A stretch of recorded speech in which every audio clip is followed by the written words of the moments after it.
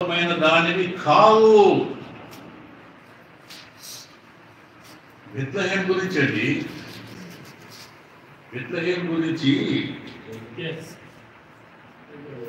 Before 500 years prophet మీకా ప్రవచించాడు. ఇక్కడ కొట్టాడని బెత్లెహేమా ఎఫ్రత యూదా వారి కుటుంబములలో నీవు స్వల్ప గ్రామమైనను. చాలండి, అక్కడ మన అందరికీ తెలిసిపోయింది. ఇప్పుడు ఆయన యెరూషలేములో పుడతాడు. మరణం గురించి కూడా యెషయా ప్రవక్త ప్రవచనాలు చాలా ఉన్నాయి. కీర్తనలు కూడా రాయబడి ఉన్నది. లాస్ట్ టైం అయ్య గారు చెప్పారు, ఆయన బుక్కలలో ఎముకలలో ఒకటి కూడా విరగదు అని చెప్పి దాని ద్వారా రాయబడి ఉన్నది ముందుగానే. అంటే ఆయన మరణము జననము గురించి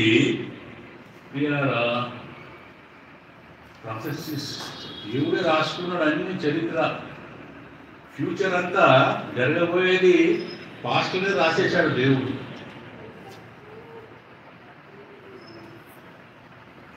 అయితే ఇక్కడ మనము ఇప్పుడు కాస్త మనము క్రిస్మస్ పాయింట్కి వస్తాం.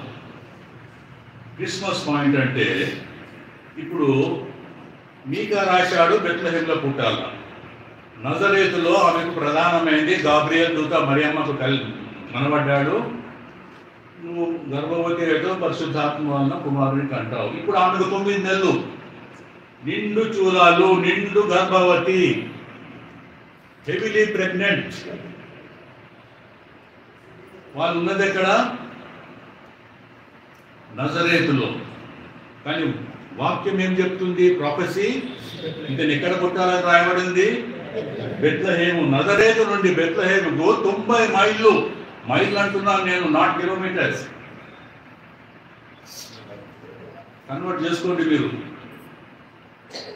ఇంకా వాళ్ళు నజరేతులోనే ఉన్నారు. 9 నెలలు దాటింది. ఇప్పుడు అప్పుడు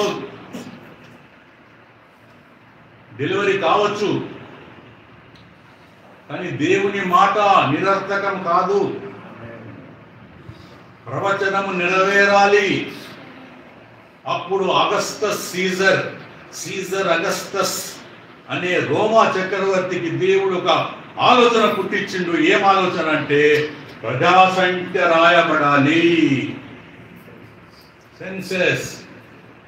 కనుక ఆయన ఆర్డర్ జారీ చేశాడు చక్రవర్తి గారు. రోమా చక్రవర్తి అంటే అప్పుడు దేవునితో సమానం అనుకోండి.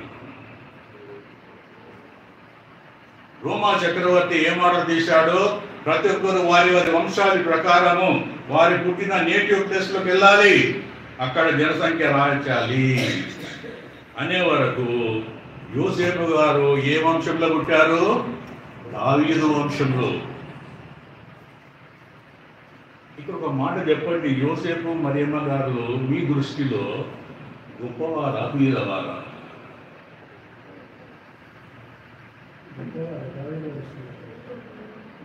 గొప్పవారా? ఎవరన్నారు గొప్పవారు? బైబిల్ పండితుడా? ఎట్లండి గొప్పవారు? మీకు తెలుసు, బహదూర్ షా జఫర్ అని మొఘల్ సామ్రాజ్యంలో ఆఖరి చక్రవర్తి అయ్యారు. బహదూర్ షా జఫర్. అతని తర్వాత ఇక రాజ్యం విరైపోయింది. ఆయన మునిమనవడు ఓల్డ్ ఢిల్లీలో రిక్షా తొక్కుకుంటూ కాలకి గడిపేవాడు. మొఘల్ సామ్రాజ్యము, ద గ్రేట్ బాబర్, అక్బర్, ఔరంగజేబ్, దాని తర్వాత లాస్ట్ కింగ్ అంతా బహదూర్ షా జఫర్. కాంట్ సే నా తండ్రి తాతలు ముత్తాతలు అంతా నా మొఘల్ చక్రవర్తులు, నేను రిక్షాలో కూడా వెళ్తాండి అని. లైవ్లీహుడ్ లేదు భోజనానికి. యోసేపు సంగతి కూడా అట్లేదండి. దావీదు వంశోడే, దావీదు చక్రవర్తి. కన్నుల కొద్ది బంగారం ఇచ్చాడండి యెరూషలేం టెంపుల్ కట్టినందుకు దావీదు. వీళ్ళ దగ్గర చిల్లి గవ్వలేదు. యేసుక్రీస్తుని తీసుకుని యెరూషలేం దేవాలయంపై బలి అర్పియాలంటే ఒక గొర్రెపిల్ల కొనే స్తోమత లేదు వీళ్ళకు. ఏమిచ్చారు అర్పణకు? పావురాల పిల్లలు ఇచ్చారు. అక్కడ రాయబడింది లేవియా కాండంలో, ఏమీ లేకపోతే వాడు బీదోడైపోతే పావురాలు ఇవ్వచ్చు అని చెప్పి రాయబడింది. గొప్పవారు ఎట్లయితారండి? వీళ్ళారా ఇక్కడ ప్రజాసంఖ్య రాయబడేదని కైసర్ ఆగస్టు వలన ఆర్డర్ అయింది. ఇప్పుడు 90 మైళ్ళు పోవాలా. ఏ బైబిల్లో కానీ ఏ సువార్తలో కానీ ఎలా పోయాలనేది రాయబడలేదు. చాలా మంది అంటారు మరియమ్మను గాడి తెప్పించి తీసుకుపోయింది. ఓకే, పాసిబిలిటీ, మన స్పెక్యులేషన్. ఇట్ ట్రావెల్డ్ బై ఏ డౌంకీ. కానీ నిండు చూలాలు, అమ్మా చూలాలు 9వ నెలలో మీరు కాలు తీసి మంచం దిగి బయట కాలు పెట్టాలంటేనే జాగ్రత్త పడిపోయావు అని చెప్పేసి మీ ఆయన చాలా ఆందోళన తెలుసుకుంటాడు కదా, ఏమవుతుందో అని కదా. చాలా జాగ్రత్తగా చూసుకోవాల్సి వస్తుంది. 9 నెలల్లో కొంచెం అజాగ్రత్తగా ఉంటే అంతే సంగతిగా. 90 మైళ్ళు దాదాపు 150 పైన కిలోమీటర్లు గాడి మీద. ఇప్పుడు పేదవారి అప్పుడు వాహనం వేయినప్పుడు ఆ కాలంలో కొంచెం డబ్బులుంటే ఉంటే అప్పటికి గుర్రాలు రాలే. గుర్రాలు ఎప్పుడు వచ్చాయి? ఇశ్రాయేలులో సొలొమోను కాలంలో గుర్రాలు వచ్చాయి. దావీదు కాలంలో కూడా గుర్రాలు లేవు, పంచరగాడులు మాత్రమే ఉన్నాయండి. కానీ అప్పుడు బీదవాని ప్రయాణ సాధనము, ఒకప్పుడు మనకంతా సైకిళ్ళు ఉండేవి. నేను సైకిల్లో మా అన్న నేను డబల్ సారీ పుట్టింది స్కూల్కి. సైకిళ్ళ మీద ప్రయాణం ఉంటుండే అప్పుడు మాకు. కానీ ఇప్పుడు పిల్లలు ఏం బండి అంటే బిఎండబ్ల్యూస్. సైకిల్ గతి లేదండి. మా నాయన సైకిల్ దొంగతనంగా బయటకు తీసుకపోతే వచ్చి ఈతర నా సైకిల్ ఎవరు తీసుకున్నాడు అనుకుంటా 2 వేసుకుంటే. ఎంత మార్పు అండి. 90 మైళ్ళు పోయిందండి మరియమ్మ తల్లి. ఆమెకు ఒక భరోసా ఉండే, నా కడుపులో ఉన్నది మామూలు వ్యక్తి కాదు, దేవుడు, ఆ దేవుడే చూసుకుంటాడని ఆ భరోసా మీద వారు పోయారు అక్కడికి. యెరూషలేము నుంచి బెత్లెహేముకు బయలుదేరి వెళ్ళారు.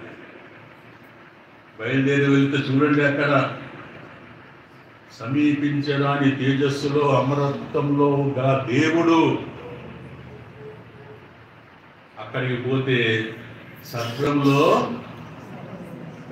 స్థలం లేదండి. సత్రంలో, సత్రం అంటే ఏం చేస్తారు ఎవరికైనా తెలుసా మీకు? సత్రం హైదరాబాద్లో 3 సత్రాలు ఉన్నాయి. అప్పుడు నిజాం కాలంలో కట్టినాయి. దాన్ని సరాయ్ అంటారు, సరాయ్.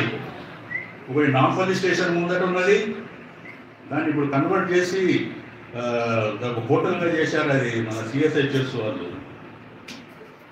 ఒకటి కాచిగూడ రైల్వే స్టేషన్ పై ముందట ఉన్నది, ఒకటి సికింద్రాబాద్ స్టేషన్ ముందట ఉన్నది. అప్పుడు కట్టించారు గారు సరాయిలని. బీద వాళ్ళకి నిజాం గవర్నమెంట్ ఆ కాలంలో రాజు బీద వారికి లాడ్జింగ్ ఎఫర్ట్ చేయలేరు వాళ్ళు, వారికి సత్రాలు కట్టిస్తే ఆ సత్రాల్లో పోయి ఉండేవారు. ఇక్కడ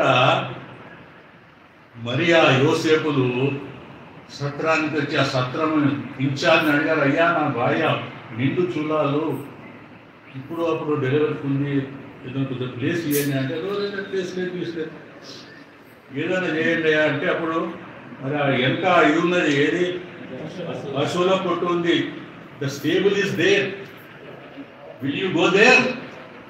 ఎస్. దేవుడండి ఆకాశమున సింహాసనము, భూమి నా పాదపీఠము అన్న దేవుడికి మనుష్యుడు చోటు కల్పించలేదు భూమి మీద. No vacancy, get lost. పాపం pregnant lady, heavily pregnant lady పోయి ఆ సత్రంలో పుట్టిన వాళ్ళు కానీ పశువుల పాకలో పుట్టిన వారు ఎవరైనా ఉన్నారా మన దగ్గర? ఉంటే వారికి దండ వేసి సన్మానం చేస్తారు. any of you born in a stable or in a inn? Anybody is there? మనమంతా corporate hospital products. What a difference between we and the Lord Jesus Christ. చిన్న దగ్గు వచ్చి తుమ్ము వస్తే మనం ఎక్కడికి వెళ్తాము? Yashoda corporate hospital.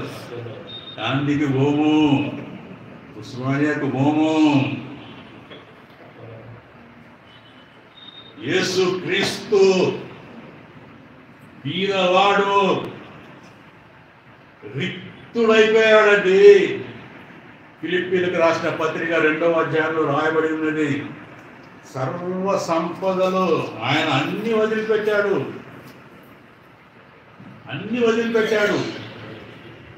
ఒక దాసుని స్వరూపం. చదవండి ప్రియులారా, ఫిలిప్పీలకు రాసిన పత్రిక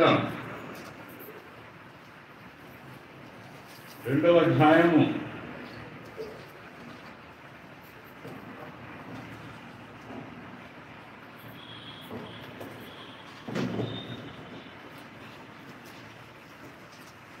'ఫిలిప్పీయులకు రాసిన పత్రిక చాలా ఈ వాక్యం కదండి.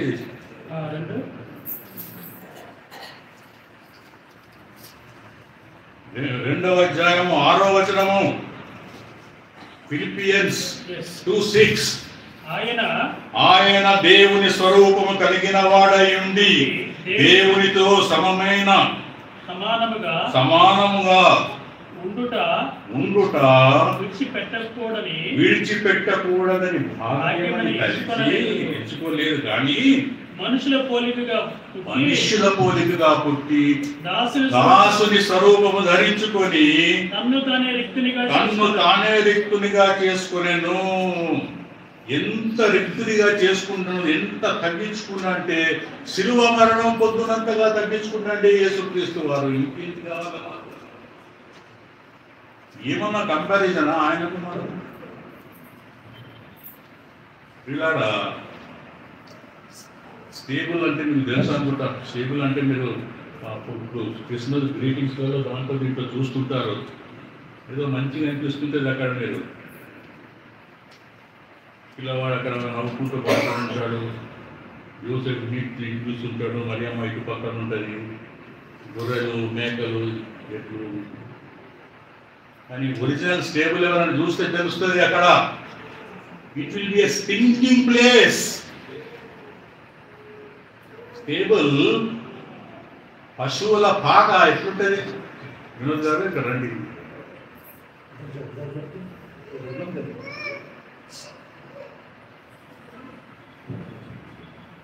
పశువుల పాక అంటే మనం ఇక్కడ తెలంగాణ భాషలో బర్రెల దొడ్డి అంటాము.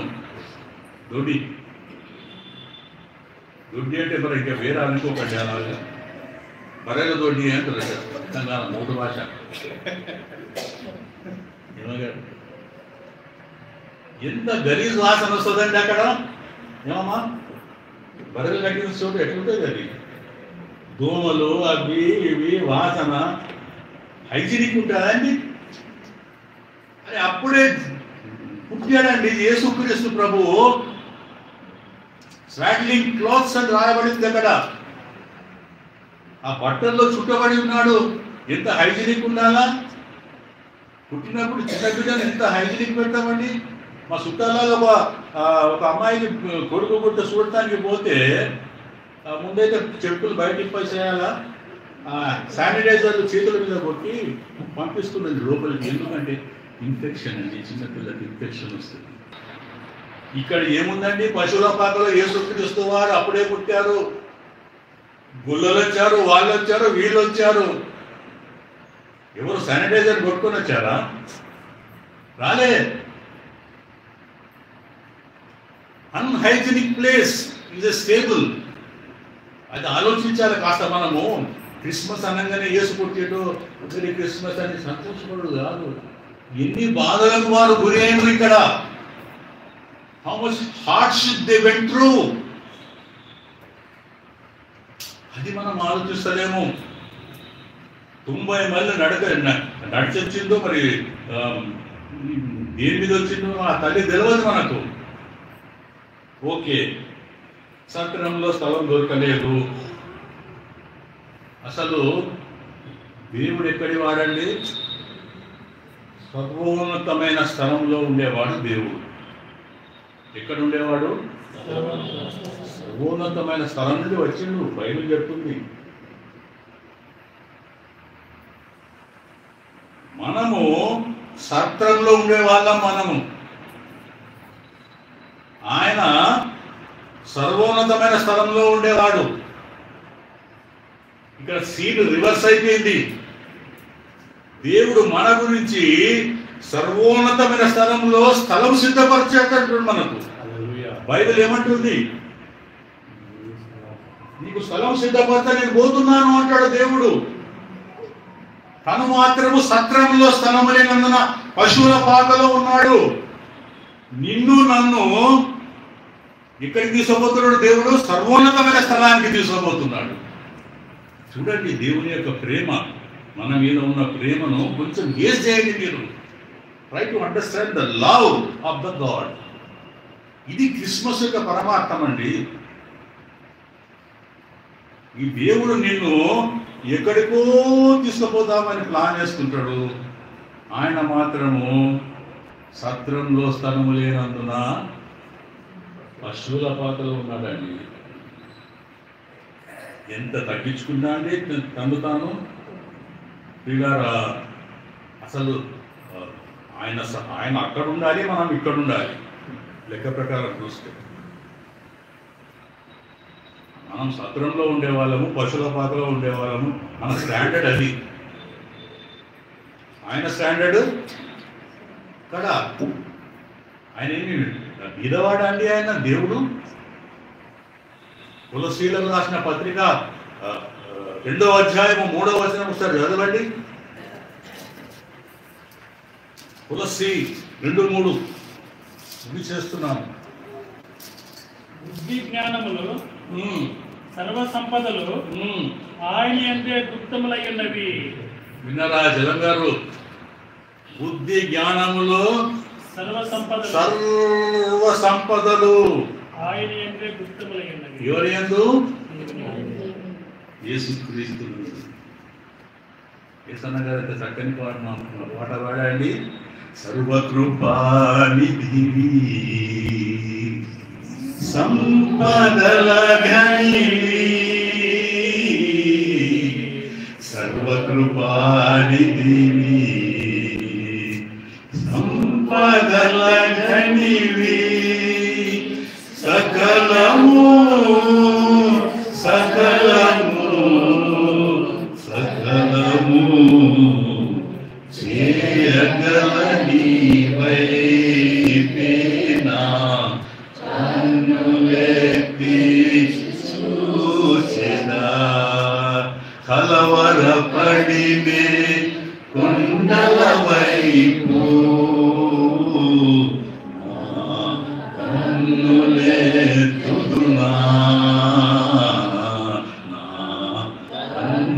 కన్నులెత్తుదునా. హల్లెలూయా. సర్వ సంపదల ఘని అండి. ఘని ఘని అంటే తెలుసా మీకు? ఘని బొగ్గుల ఘని. కొత్తగూడెంలో గోదావరి ఖండంలో బొగ్గుల ఘని అంటుంది దాన్ని. ఘని మైన్స్.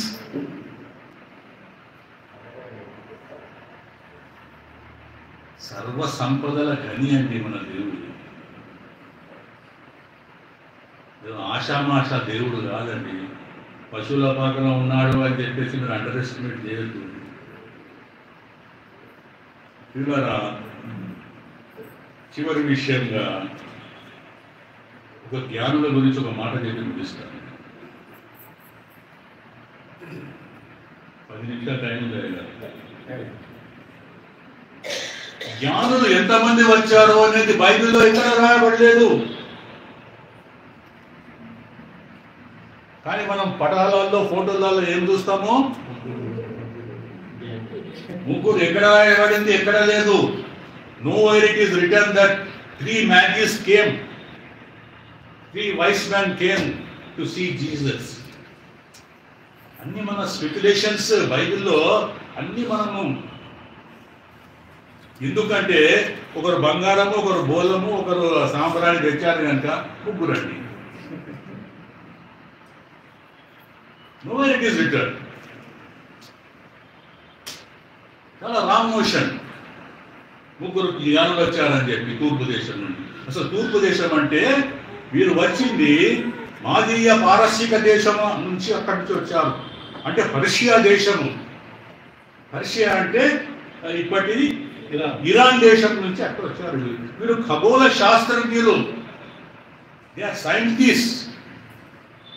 వాళ్ళ living standards all equal to the kings ఉంటాయి ఆ కాలంలో. Well educated. వారు చుక్కను చూశారు, పెద్ద చుక్క కనబడ్డది. బుక్స్ తింటారు, చూశారు. ఇది ఎవరో ఒక మహారాజులకు రాజు, ప్రభువులకు ప్రభు, భూపతులకు అధిపతి ఎక్కడో పుట్టాడు అని చెప్పి బయలుదేరారండి. ఎంతమంది బయలుదేరారో తెలియదు. అయితే మీరు ఇరాన్ నుండి ఇస్రాయెల్ దేశం బెత్లెహేమ్కు రావాలంటే మీరు via Iraq, via Syria, Iraq to Syria, Syria to Lebanon, Lebanon to Gaza, Gaza to Bethlehem. Israel entry కావాలండి. మీకు ఏమనిపిస్తుంది చెప్పండి? వాళ్ళు పుర్రణలు వేసుకొని వచ్చేసారు అని చెప్పి అనిపిస్తుందా? దాదాపు ఇప్పటి లెక్క ప్రకారం ఇంటర్నెట్ లో చూస్తే 2362 కిలోమీటర్లు from Iran to Israel by road. ఆ కాలంలో ప్రయాణ సాధనాలు ఏంటండి? ఇప్పుడు వీళ్ళు దేహాది వయస్సు ఉండడానికి వచ్చారు. ఉంటే సగటున రోజుకు 9 కిలోమీటర్లు వాక్ చేయగలుగుతుందండి. అది ఈ లెక్క ప్రకారం మీరు మ్యాథమెటిక్స్ ఏమైనా మంచి ఎక్స్పర్ట్స్ ఉంటే చెప్పండి. రోజుకు 9 గంటల ప్రకారం 2362 భాగించి విభజించి మీరు చెప్పండి ఎన్ని ఎంత అవుతుంది ఎన్ని రోజులు. దాదాపు 2 సంవత్సరాలు పట్టినాయి వాళ్ళకు, జ్ఞానులకు. చాలా మంది పశువుల పాకలో జ్ఞానులు చూపిస్తారు. జ్ఞానులు పశువుల పాకలో లేరు. యేసుక్రీస్తు అప్పటికి పెద్దగా అయిపోయాడు. మత్తయి సువార్త 1వ అధ్యాయము మీరు 2వ అధ్యాయం 10వ వచనంలో చూస్తే ఇంగ్లీష్ బైబిల్లో రాయబడి ఉంటుంది, they saw the young child, not infant. English Bible చదవండి, మాథ్యూ చాప్టర్ 2:10. తెలుగులో చదవండి, ఇంగ్లీష్లో చదవండి. చాలా మందికి పశువుల పాకలో వచ్చాడు జ్ఞానులు అంటారు. కాదండి, తప్పు. వాళ్ళు పశువుల పాకలు రాలేదు. When they saw the star, they rejoiced with exceedingly great joy. And when they had come unto the house, they saw the young child అండి. his mother. తెలుగు ట్రాన్స్లేషన్ లో శిశువు అని రాయబడింది, కానీ యంగ్ చైల్డ్ అంటే ఎవరో ఇగో ఆకాష్. ఈ వయసులో ఉంటాడు యేసుక్రీస్తు. నిజాబాబు నిలుచా నిలబడు, చూడండి ట్రాన్స్లేషన్ ఎట్లా తిరుగుబాటు. ఈ వయసు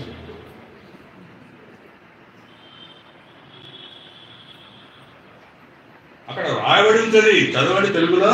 వారు ఆ నక్షత్రమును చూసి అత్యానంద భరితులై ఇంటిలోనికి వచ్చి, అక్కడ పాయింట్ నోటెడ్ యువర్ ఆనర్, ఇంటిలోనికి వచ్చి, నాట్ పశువుల పాకలోకి వచ్చి. గారు అది ఫాలో మీ. అర్థం కాకపోతే చేయొద్దండి, నేను మళ్ళీ చెప్తాను, రెఫరెన్స్ చూపిస్తాను. పశువుల పాకకు రాలేదు వారు. ఎక్కడికి వచ్చారండి యోసిలా గారు? ఇంటిలోనికి వచ్చారు. అందుకే హేరోదు ఏం చేశాడు? 2 years and above చంపేమన్నాడు పిల్లల్ని. 2 సంవత్సరాలు కొంచెం అటు ఇటు ఉన్న పిల్లలందరినీ చంపేయండి అన్నాడు.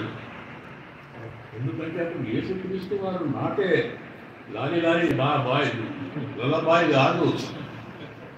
ఏంటి ఆయన అప్పటికి యంగ్ చైల్డ్.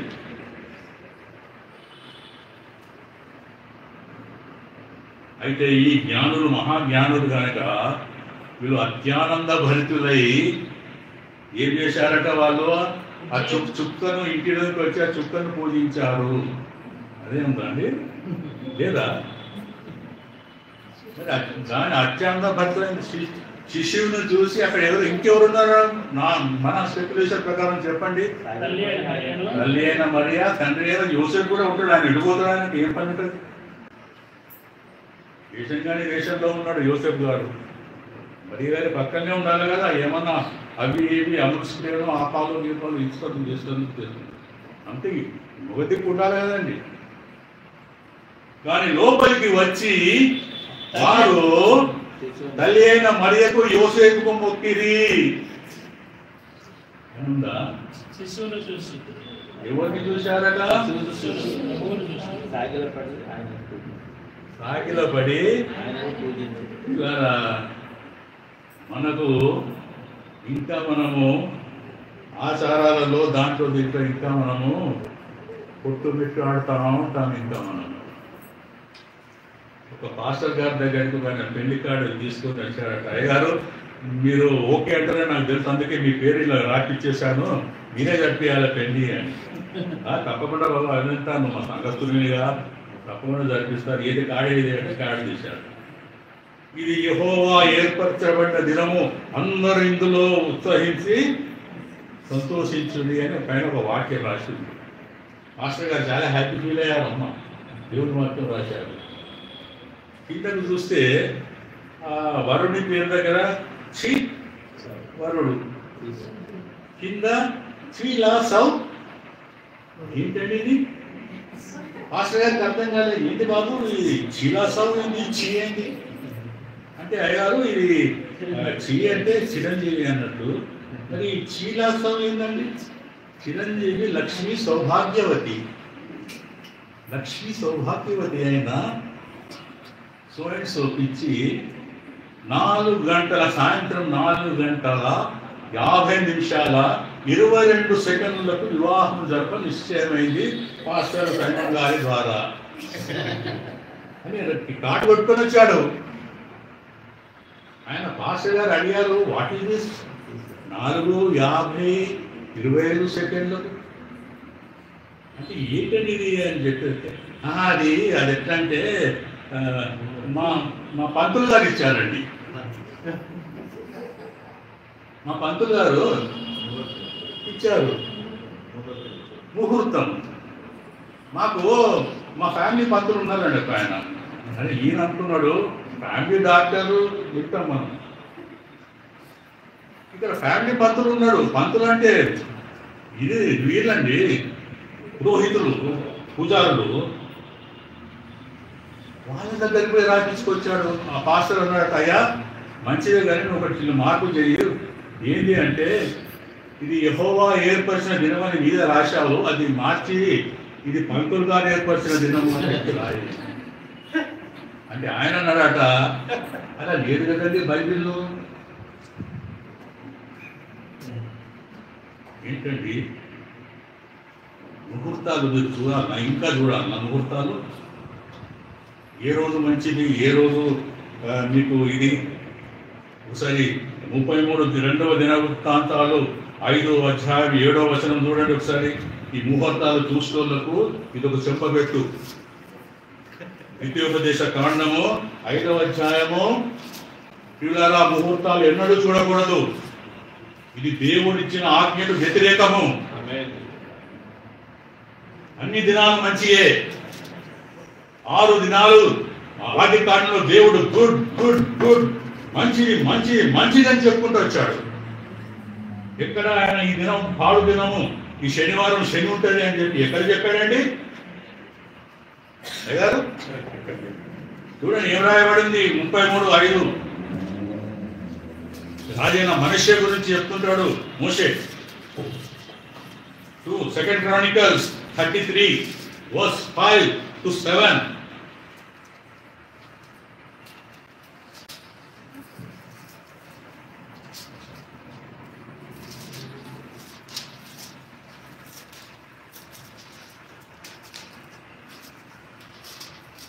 ఇంటి ముహూర్తాలే దొరుకుతూనే కదా మీకు, వెతుకుతూనే ఉన్నారు. ఆ ఇశ్రాయేలు శ్రీరేఖ గారు మీరు పక్కన చూస్తూ మీకు కూడా ముహూర్తాలు చూస్తారా? తెలంగాణ చూడండి మంచి రోజు అక్కడ అంటే చెప్పు. ఈ రెఫరెన్స్ చూపి చరణ్ గారికి. ఎవరు చూస్తారు ముహూర్తాలు? చిల్లంగితనం చేసేవాళ్ళు, మంత్రాలు చేసేవాళ్ళు. చదవండి. ఇశ్రాయేలు గోత్ర స్థానములన్నిటిలో నేను కోరుకున్న యెరూషలేమునందు నా నామము నిమిత్తం ఉంచుదను. నేను మోషే ద్వారా నియమించిన కట్టడలను, విధులను, ధర్మశాస్త్రం అంతటిని అనుసరించి నడుచుకున్నట్టుకై వారు జాగ్రత్త పడిన ఎడల మీ పితరులకు నేను కార్యపరిచిన దేశము నుండి ఇశ్రాయేలును నేను ఇక తొలగింపునని దావీదుతోను అతని కుమారుడైన సొలొమోనుతోను దేవుడు సెలవిచ్చిన మాటను లక్ష్య పెట్టక ఆ మందిరమునందు మనుషే తాను చేయించిన శక్తుడి విగ్రహమునకు నిలిపాను.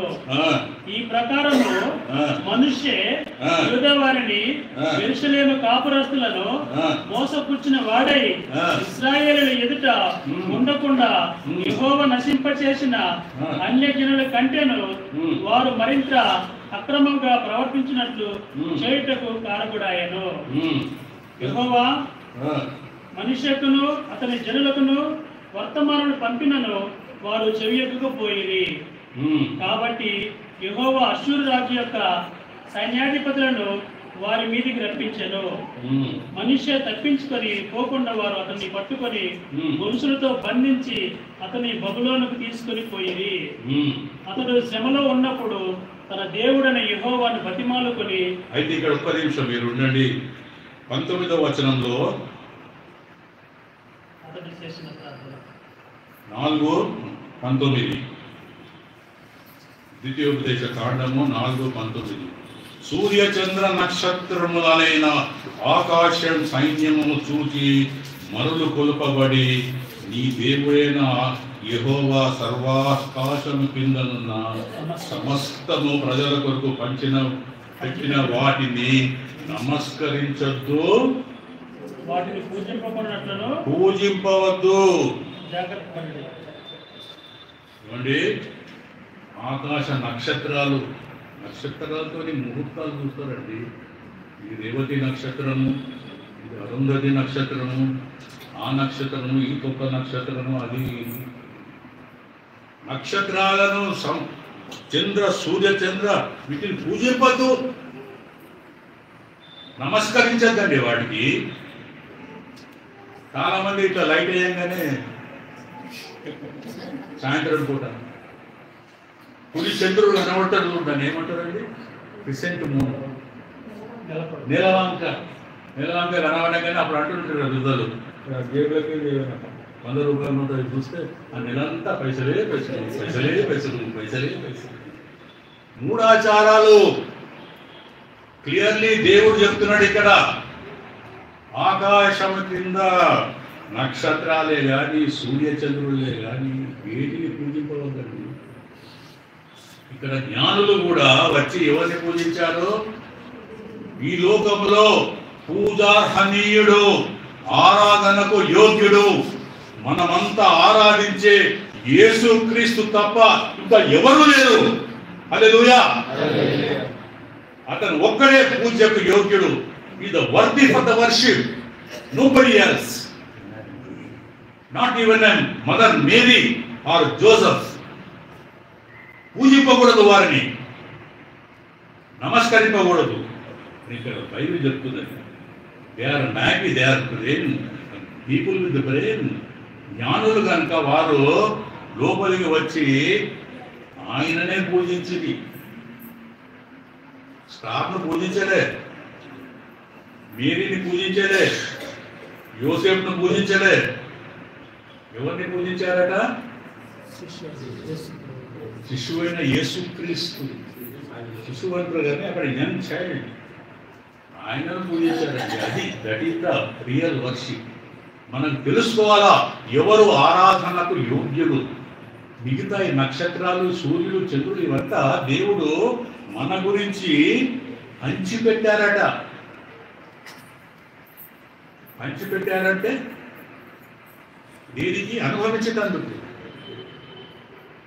ఇప్పుడు ఈ ఆరాధన అయిపోయింది, క్రిస్మస్ ఆరాధన అయిపోయింది, పోయేటప్పుడు మీ అందరికీ నేను ఒక ప్యాకెట్ ఇస్తాను. నేను అందులో 50,000 రూపీస్ ఇస్తాను అనుకోండి. ఎవరంటే ఎక్కడ చూస్తుందంటే ఇస్తారా అన్నట్టు చూస్తాను. 50,000 తలా పంచిపెట్టిన అనుకోండి. మీరేమంటారు? అబ్బా చల్లగా బతకాలి ఆ కొడుకు, అందరికీ 50,000 రూపాయలు ఇచ్చాడండి, 100 ఏళ్ళు బతుకునాయనా నువ్వు అంటారా అమ్మా?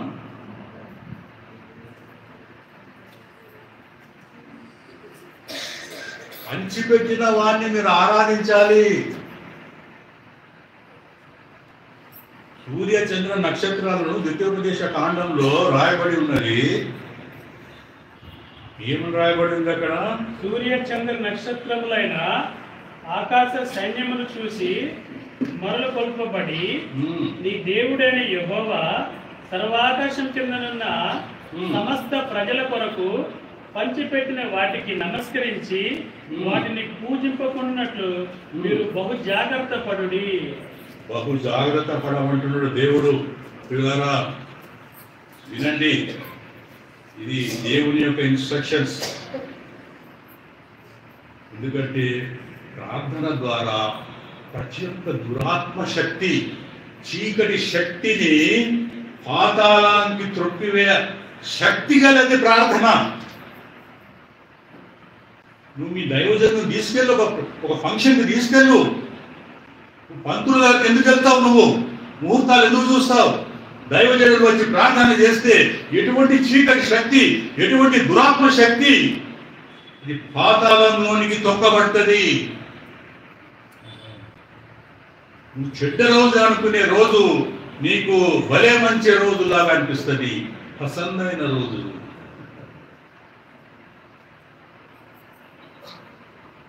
అయినా కానీ మనలకు ఎట్లండి, మా తండ్రి తాతలు చేశారు, నేను కూడా చేయాలి. నీ మొహం, తండ్రి తాతలు చేస్తే నువ్వు కూడా చేస్తావా? ఆ కాలం వేరు, ఇది అజ్ఞాన కాలం అండి. నువ్వు వాక్యం తెలుసుకున్నావు ఇప్పుడు, అయినా నువ్వు ఇంకా నేను అదే దాంట్లోకి వెళ్తానంటే ఎట్లా? నువ్వు చెప్పారు అయ్యగారు, నువ్వు వెచ్చగానే ఉండు, చల్లగానే ఉండు. నువ్వు వెళ్తాడంటే టూ అని ఉమ్మేస్తా అంటాడు దేవుడు. బైబిల్లో ఉన్నది అయ్యగారు. నువ్వు ముందే కంప్లీట్ అటాన్నా ఉండు, ఆచారాలు మానసు చేసుకుంటా అటాన్నా ఉండు, లేదా ఇటన్నా ఉండు. నువ్వు ఇటు కాకుండా అటు కాకుండా మధ్య రకంగా ఉంది. ఇవన్నీ నేను చేస్తా అంటే నువ్వు ఉమ్మేస్తా అంటాడు దేవుడు. నోట్లకి ఒకసారి ఉమ్మేస్తే దాన్ని మళ్ళా మనం చూస్తామండి. ఇంత మంచి సెల్ఫీ తీసుకుంటా ఉమ్మును చూడము. మనం నాస్తున్నా ఉంచిన కాంట్రెక్ట్ చూసినాక దాని తట్టు దుండ చూడమ్మా, చూస్తామా విమాన్ గారు? దేవుడు అదే అంటున్నాడు, నేను ఉమ్మేస్తా అంటే అర్థమైతే నేను చూడలేను. There you the end of matter, that's all. అని నీకు పాస్టర్ ఇచ్చాను, నేను అన్ని ఇచ్చాను, మందిరం ఇచ్చాను, ఇంత ఇచ్చినాక కూడా నువ్వు ఇంకా ముహూర్తాలు చూసుకుంటా, నేను అది చూసుకుంటా, ఇది చేసుకుంటా, నక్షత్రాలను చూసుకుంటా. రాహుకాలంలో అది ఆడుతుంది, ఈ గడియ మంచిది కాదు, ఆ గడియ మంచిది కాదు. That is wrong. పిల్లల ఇప్పుడు జ్ఞానులు ఏం చేశారు? తను పెట్టెలు తెరిచి బంగారము, సాంబ్రాణి, గోళము. బంగారం దేనికి సాదృశ్యం అంటారు? బంగారం ఎందుకు ఇచ్చారు? Gold symbolises what? బంగారమే కాదు, బంగారం రాజరికం. మీకు తెలుసా, దీని తర్వాత ఆ హేరోదు భయంతోనే యోసేపు మరియమ్మ గారు 2 సంవత్సరాలు ఐగుప్తుకు వెళ్ళి పారిపోయారు. అక్కడ మరి ఖర్చులు ఎట్లా అయినాయి వాళ్ళకి, అక్కడ ఐగుప్తు దేశం కానీ దేశంలో ఈ బంగారంతోనే వాళ్ళు అక్కడ బ్రతికారు. There is no money with Maria and Joseph. జ్ఞానులు ఇచ్చిన బంగారం, సామ్రాణి, మూలం వీటితోనే వాళ్ళు అక్కడ బ్రతికారు. అక్కడ అది మనం చేసుకోవాలి, మనం ఇంటర్ప్రిట్ చేసుకోవాలి. అట్లా లేకపోతే పైసలు ఎక్కడే కదా, ఐగుప్తులో పోయి 2 సంవత్సరాలు ఎట్లా ఉంటారు వాళ్ళు బంగారం లేకుండా? జ్ఞానులు ఇచ్చిన బంగారం అదే మనకి వచ్చింది వాళ్ళు.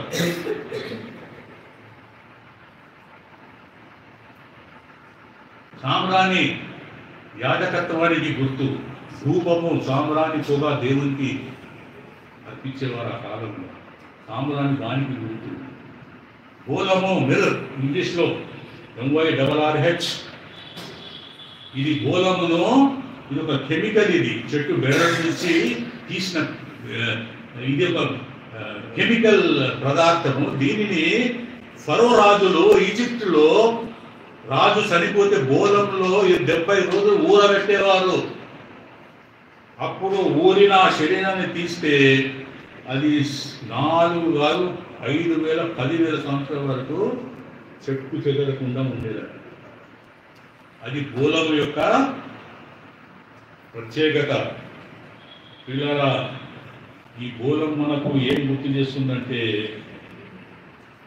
దేవుని యొక్క మరణమును, పునరుత్థానమును ఇది గుర్తు చేస్తుంది. దావీదు రాసిన కీర్తన 16:10లో రాయబడి ఉన్నది, నీవు నీ పరిశుద్ధుని నీవు ఉల్లుబట్టనీయవు. అపోస్తల కార్యములు 13:37లో, యాక్ట్స్ ఆఫ్ అపోజిల్స్ 13:37లో పిల్లరా దావీదు చనిపోయి కుళ్ళుబట్టాడు. దావీదు ఏం రాసింది ఇంగ్లీష్లో? దావీదు దేవుని సంకల్పము చొప్పున తన తరము వారికి సేవ చేసి నిద్రించి తన పితరుల యొద్దకు చేర్చబడి కుళ్ళిపోయినది దావీదు. కానీ దేవుడు లేపిన వాడు కుళ్ళు పట్టలేదు. దేవుడు లేపిన వాడు కుళ్ళు పట్టలేదు. ఇది బోలం ఇచ్చినందుకు ఇది సాదృశ్యం అండి. 3 రోజులు సమాధిలో ఉన్నా కానీ దేవుడు కుళ్ళు పట్టలేదు. పిల్లరా, ఈ క్రిస్మస్ రోజు మనకు ఆ క్రిస్మస్ సంతోషం జీవితాంతం ఉండాలంటే ఒకటే మనం చేసే పని, నువ్వు క్రీస్తుని ఎరగక, నువ్వు క్రీస్తుని నీ హృదయంలోనికి ఆహ్వానించగా నువ్వు ఎంత పండుగ చేసుకున్నా ఆ పండుగ దండుగే. కొత్త బట్టలు కొట్టుకున్నా, సూటు బూట్ చేసుకున్నా, unless until you invite Christ in your heart, ఆ పండుగ కాదది.